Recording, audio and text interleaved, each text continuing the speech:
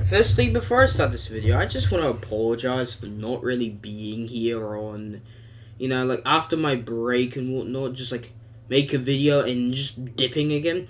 The reason why is because I kind of had stomach problems and yeah, I had to kind of just stay away for a little bit, and then when I got back in, I just took a breather, see what I needed to do for school and whatnot. There's not much to do, so I decided let's make a video now. So if you don't know, lots of shit is going down for Apple, and the most important one today is the whole Epic Games versus Apple thing. Now, if you don't know what happened, pretty much Epic Games put out this like sneaky little update to Fortnite on mobile devices where when you went to go purchase V-Bucks, the microtransactions system, you would be greeted to two options. You could either pay through Apple Store, the general way, or you could pay directly through them, which would guarantee you a small discount. This actually sounded really good, and well, pretty much Apple did not take this kindly, and Epic Games must have thought, okay, because we're the biggest game on mobile share markets, they will probably not get rid of us.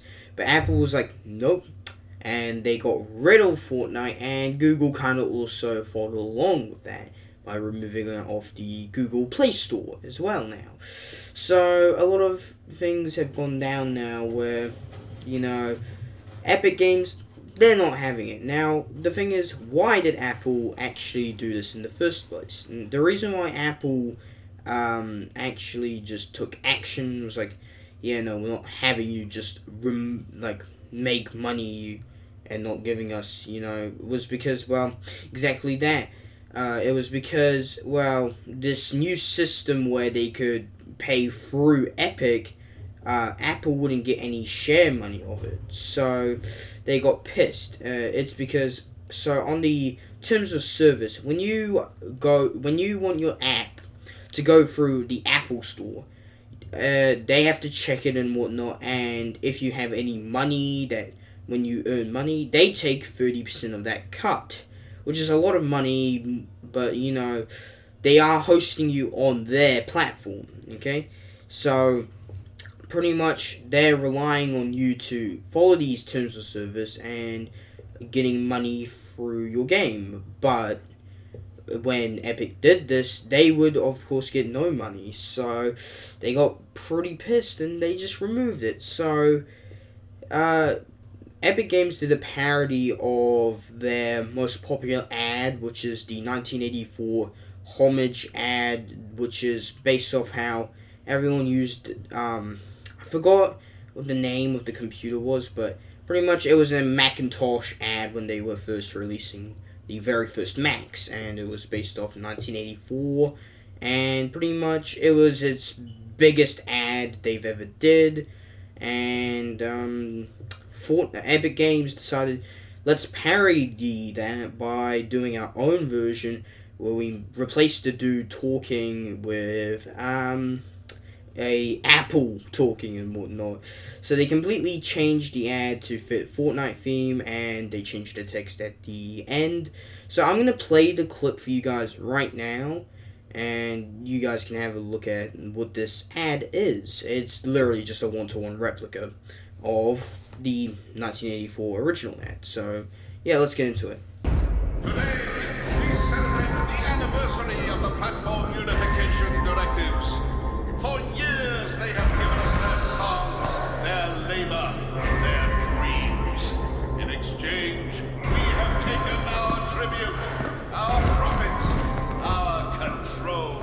This power is ours and ours alone. We shall prevail.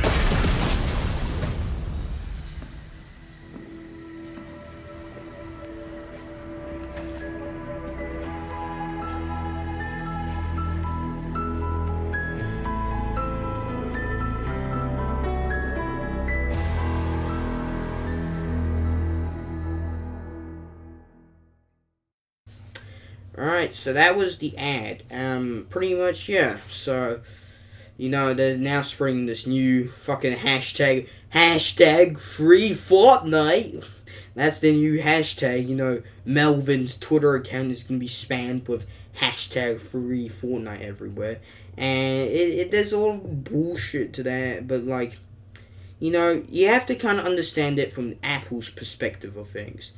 They, like, Epic Games, you know, when they first were putting the Fortnite on the App Store, they, of course, said, you know, like, they agreed to terms of service where they would, you know, give 30% of the cut to Apple because it's on their platform. So, you know, they willingly followed their terms of service and then willingly broke it.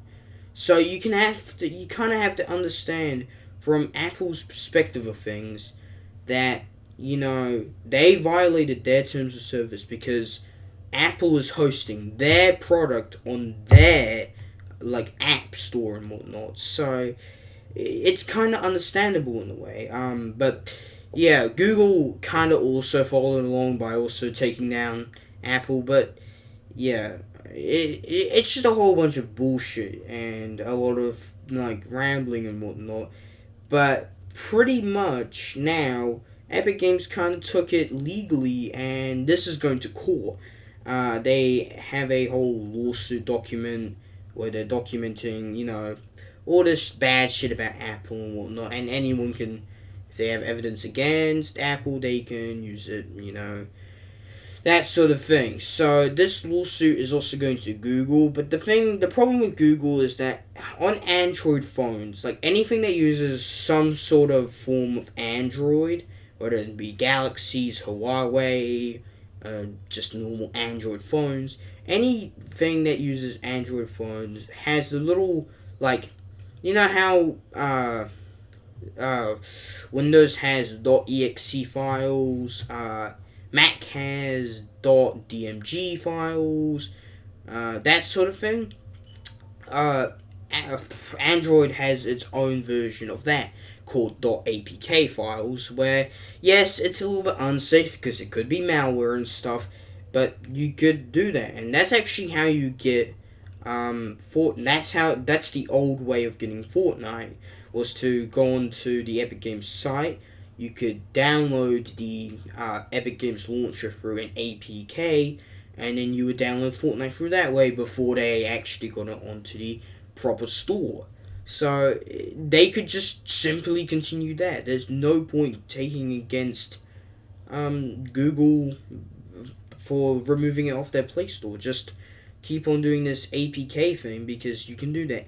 Now, Apple is a little bit different because they care more for security. That's why when you see most mobile games coming out, they usually release the Google Play version first because it's easier to get it on there first, while it takes a lot longer for it to get onto Apple. And that's another thing. Yes, 30% of the revenue is kind of bullshit.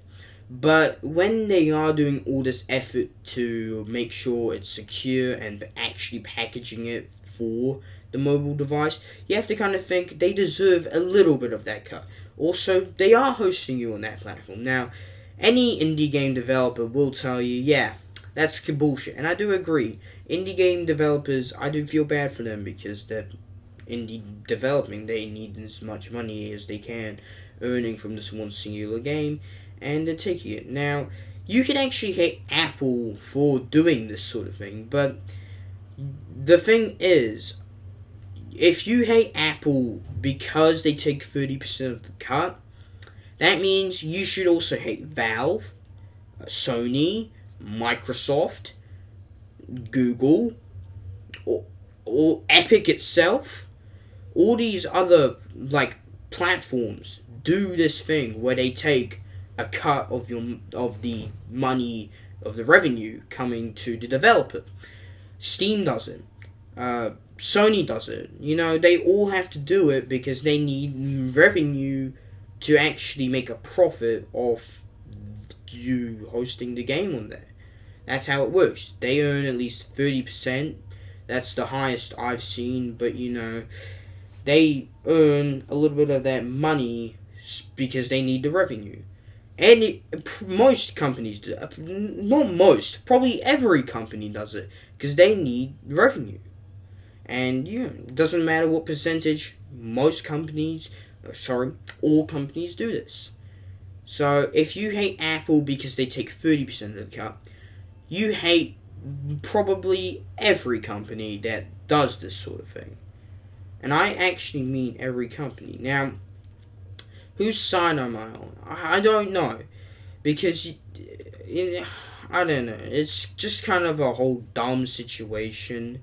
And I kind of have to side with Apple on this because, as I said, Epic Games willingly decided, let's actually break the terms of service. They willingly followed it at the beginning for a year or so, and then they decided, let's break it.